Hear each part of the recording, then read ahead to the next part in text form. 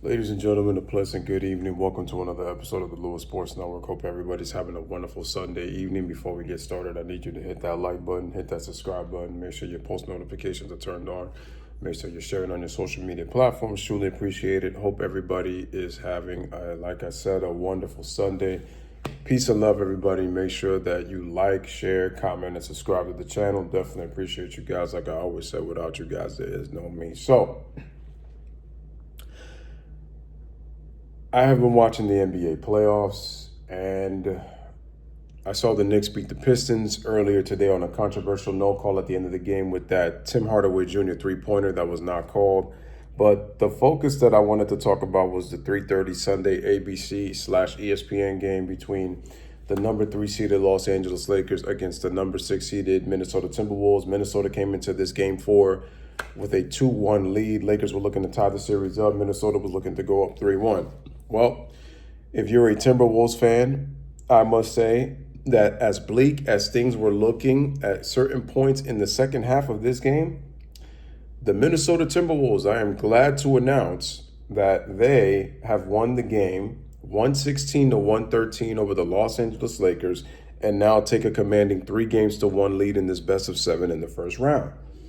The star of the game was Anthony Edwards with 43 points. He had 9 rebounds, 6 assists. 12 of 23 from the field. Luka Doncic had 38 points, but I think he only shot 13 of 28 from the field, so he took 28 shots. LeBron had 27 points, I think 11 rebounds, and I think 6 assists. If those are not the stats, one of you guys can correct me, but I know he had double-digit points and rebounds. I know he had 27, but what's interesting about LeBron is I think he only got 9 total shots in the game. He got to the line 18 times, and it was just like, how did LeBron get 27 points with only taking 9 shots? He got 14 free throw attempts in the first half alone. So that lets you know that the refs were calling the whistle for LeBron. And again, some of them were legitimate fouls, so I'm not going to harper and complain or anything like that. But the crazy part is LeBron did not score a single point in the fourth quarter. Now, I know what the LeBron fanboys are going to say. Oh, but LeBron, he was playing all the minutes. J.J. Redick didn't rest him, and he was giving it his all on the defensive end. Y'all called him the greatest player of all time. You have to find a way to close that deal. You didn't score in the fourth quarter. But it's like, damn, if he played defense and he doesn't score, you said, well, he didn't give enough offensively. If he's scoring, oh, he's stat padding and he's not playing defense. Make it make sense. He can't do everything. He's 40. What would have happened if the Lakers won this game? Y'all would have switched up and said, this is the greatest that a 40-year-old has ever played. What was Mike doing at 40? Kobe didn't play until he was 40. No 40-year-old's ever done this. I mean, Kareem was a shell of himself at 40. All this kind of nonsense. But now that they're down 3-1, it's what do you expect him to do? Again, goalpost moving, flip-flop switching, as the fanboys always do. And I know what you're going to say once again. Oh, LeBron plays so many minutes. I mean, what more could he do? You got to look at the key points of the game. First of all, the Lakers were up 2 points with just about a minute to go. Why did LeBron take a three-pointer with 5 seconds remaining? You could have gotten a better shot than that. But instead, you shoot that three-pointer from the left wing, and you missed. Then Minnesota comes back down, and then not only, and that was after Dorian Finney-Smith gave you the lead after you blocked the shot. So I give LeBron credit for blocking the shot on DiVincenzo, and then Finney-Smith gets the 3 in transition on the pass from Reeves when he caught the pass on the left side of the corner. But my problem is, why would you take a 3 up 2? Get yourself a good shot, maybe draw a foul, get to the line and make, I mean, you've been knocking down free throws all night, and I give you credit for that. But the crazy part is the Lakers were pulling away from this game. Then Ant-Man gets on fire. He scores 16 of his 43 in the fourth quarter. Then Nas Reed steps up and hits 2 big threes. And he hit some big shots. And I mean, his 2 threes were huge. But then LeBron does the nonsense again. The bad shot. The McDaniels gets the and one. Then on the inbounds play after the timeout, LeBron turns the ball over trying to inbound it to Austin Reeves. Then Anthony Edwards on the pass from DiVincenzo in the half court, he slips and loses the ball. And you would think that the ball was off of Edwards, but replay showed LeBron fouled him on the wrist before Anthony Edwards also ball out of bounds. Next thing you know, and I'm thinking that the referees were going to say Laker ball. That's what I was thinking. But instead, they called the foul on LeBron and that camera angle. What was really bothering me about the game was the amount of glazing that Richard Jefferson, the LeBron fanboy who he played with, and Doris Burke were doing throughout the game. And Doris was just like cheering for the Lakers and Richard Jefferson just glazing LeBron throughout the damn game. And I remember when LeBron blocked a shot from DiVincenzo, he was like, oh my God, anytime I hear blocked by James brings back so many memories with Mike Breen calling it. And I'm just like, what? Anyway, I said that's insufferable, and that was really pathetic. Anyway, then Doris she was so disappointed. They're thinking the Lakers are going to get the ball. And then when they look at the replay from the overhead, they can see LeBron foul. And then Doris said, oh no. And I'm like, wow, she's disappointed that LeBron ain't going to get away with a foul call. So once the referees made the decision, LeBron even knew he fouled him. He knew, you could just tell by his reaction. You could tell. Anyway, Anthony Edwards comes in clutch. He makes both free throws to give him points 15 and 16 in the fourth of his 43 points in the fourth quarter. Final play, Luka dribbles the ball. He gets doubled. He passes it to LeBron. LeBron then passes it to Reeves in the corner. Reeves misses the shot, and game is over. JJ Redneck, where was this intricate offense that you were talking about? You know, your fanboys that were talking about you were the greatest since Pat Riley and all that.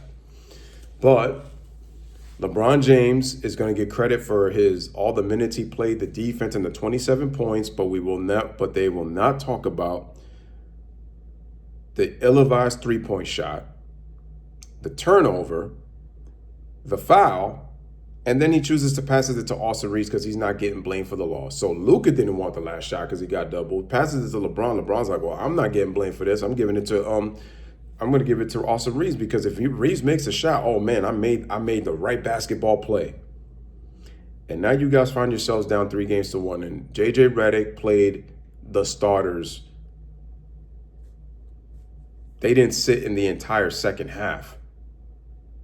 And I think it was the first time in NBA playoff history that all 5 starters had played an entire half of basketball without rest. That's telling you JJ has no faith in his bench. No faith. Why isn't Dalton Connect playing? And I hear all these LeBron fanboys, oh man, we should have got the Golden State Warriors. Oh what? So y'all could pump your chest and flex your muscles like, yeah, y'all can't mess with us. But now, oh, we should have not gotten Minnesota. Oh, look at y'all now. Because you're losing the battle of the front court. Trading Anthony Davis for Luka Doncic, thinking that was going to move the needle, and not getting Mark Williams because he failed that physical really hurt them. Jackson Hayes can't even really play on the floor. He's out there for like about 5 minutes, but is always getting into foul trouble. And he's pretty much useless. But, man, I remember LeBron fanboys hyping up Jackson Hayes. And now you're on the verge of losing this series. But then what they're going to say, oh, well, the Minnesota Timberwolves, man, they were in the Western Conference Finals last year. All of a sudden. You do know that they lost Cat Towns, and people thought that was really idiotic, getting back Randle and DiVincenzo. And Julius Randle is playing some defense. I got to give him credit, man, for the amount of for the failures that he had been doing in the postseason. I got to give Julius Randle a lot of credit. He's been balling. I mean, he's been competing on the defensive end, and he's been making some plays. I just wish that he would stop jacking up threes. And He's been when he goes downhill and he's been playing bully ball, Randall's actually been pretty good. He has been. But I hate to say it for the Lakers. And the funny thing is, if the Lakers were able to win this game, they would have been able to have 2 days off. And again, the LeBron fanboys again, oh, but the Minnesota Timberwolves got 2 days off too. I said, you don't get it though. I said they're the only teams getting the days off. What about the rest of the other teams that are playing in the playoffs?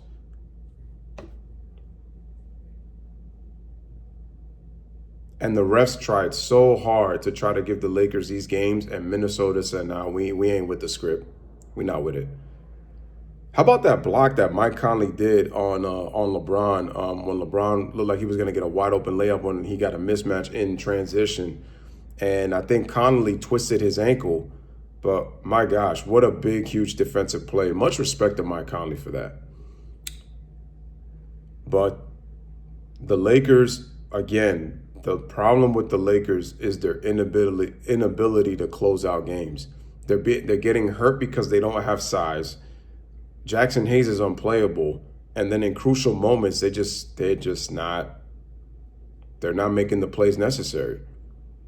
Games 3 and 4 have come down to execution down the stretch, and it's killed the Lakers twice. And then playing all these minutes, and again, no adjustments by J.J. Redick. But mind you, he was talking all this crap about Darvin Ham. He was talking about how Doc Rivers makes a lot of excuses. And what did you do in the postgame show, JJ? Do nothing but make excuses. Oh, well, there's no excuse, but that was a foul on Luka. You're making an excuse. And I'm pretty sure LeBron had an excuse too. What I don't want to hear is, I don't want to hear that LeBron all of a sudden, because you know he'll probably come up with a mysterious injury. It's either going to be the groin that will never be 100% according to LeBron. It'll be the ankle or the foot that'll never be 100% according to LeBron.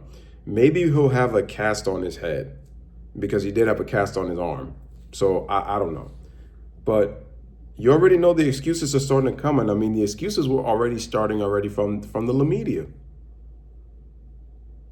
Think about this, guys, before I wrap up. If the Lakers lose this series, you acquired Luka Doncic. Remember that people were saying that Mavs fans wanted Nico Harrison's head cut off. And with LeBron and Luka, you don't make it out of the first round. This would be LeBron's third first-round playoff loss in the last 4 seasons. And mind you, as a Laker, a bubble title, 2 missed playoffs, 3 first-round exits in 6 of the 7 years as a Laker with 1 Western Conference Finals appearance. If you ask me, that's a failure. I don't want to hear, oh, you guys weren't relevant before. The Lakers have always been relevant. They've been relevant. They were relevant before LeBron got there. What was happening was they weren't winning. But to say that LeBron made you relevant is completely ridiculous because the Lakers are the Lakers. They've already won championships. They just weren't winning during that brief losing period. But don't forget that Anthony Davis came to the team. So don't take that part out. That's what you little fanboys are doing. And look, you find yourselves down 3-1. Now, Game 5 is on Wednesday at 10 p.m. at Crypto.com Arena. Are the Lakers going to find a way to pull this off? Or are we going to see the end of the Lakers on their home floor? Because remember, people said the Lakers are going to win this series. I picked the Lakers to win this series. I was not expecting the Timberwolves to blow them out. The referees have tried everything. And right now, the Lakers are down 3-1. So you know the referees are going to come in real hard for Game 5. But let's see what Minnesota's got in store for them. I mean, if they're able to pull this off, I mean, this is a failure. And now you even have some LeBron fanboys who I've seen post-game starting to question, like, is this hurting LeBron's legacy? That's crazy because, and it's like, does he deserve the statue as a Laker? You missed the playoffs twice. You're about to get eliminated out the first round for the 3rd time in 4 years. 1 Western Conference Final appearance, 1 bubble title. Does that scream success? Laker fans also remind of this. The LeBron fanboys do not care about the Lakers. They only care about LeBron, LeBron, LeBron, LeBron, LeBron, LeBron. They care about LeBron, LeBron. They're the same ones that came in line and went to go get that LeKen doll. Oh, by the way, it's wearing Jordans. But anyway, ladies and gentlemen, JJ Redneck gets blamed for this. LeBron James in the clutch gets blamed for this. Luka Doncic did not shoot the ball well. I mean, he made some shots, but 13 to 28 ain't gonna cut it, even though he scored 38 points. Like I mentioned, the fact that LeBron got 27 points on only barely 9 to 10 shots, got all those free throw attempts, and in the clutch, you made some key mistakes and you didn't score in the fourth quarter despite all the minutes played. All right, ladies and gentlemen, this is your boy Louis with another one. Let me know what you guys think in the comment section. As always, Lakers lose this one, 116-113, now find themselves down 3-1. Naz Reid stepped up. Julius Randle played big. Jaden McDaniel made some huge plays. But the star of the match was once again Ant-Man. Fourth quarter, 2 games in a row at home. Huge. Can he do it one more time on the road to finish the Lakers off? We're going to see. I remember Shay Sharps used to say, go man, yeah, that's him. Well, I'm going to go Ant-Man, yeah, that's him. Because he's been him these last 2 games. All right, ladies and gentlemen, I'm gone. Bless up, live, laugh, love. Thank you guys for watching. Let me know what you guys think down in the comment section.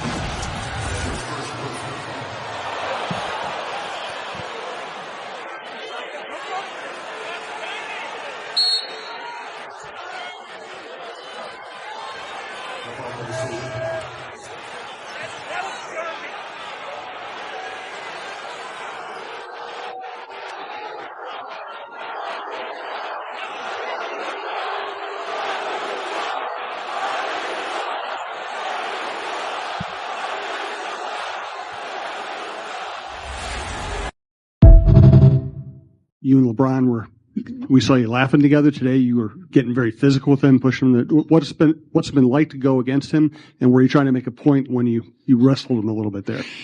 Yeah, it's gonna be physical, man. I wouldn't say I was trying to make a point, but just let him know that we here. You ain't just gonna push us around all night. I mean, because I'm not gonna lie, he's strong. It's hard to keep him from, like, he posted me up. He got all the way to the rim. I was glad he missed the layup, but he a lot stronger than me. But just let him know that we're gonna be here all night, and I'm gonna be a pest to him. Whenever I get on him, I'm gonna try to get up under his skin. I'm gonna try. I mean, because we played together at USA. He was like a big brother to me. He looked out for me. Helped me out a lot with reading the game, IQ, and everything. So just trying to be a pest to him out there.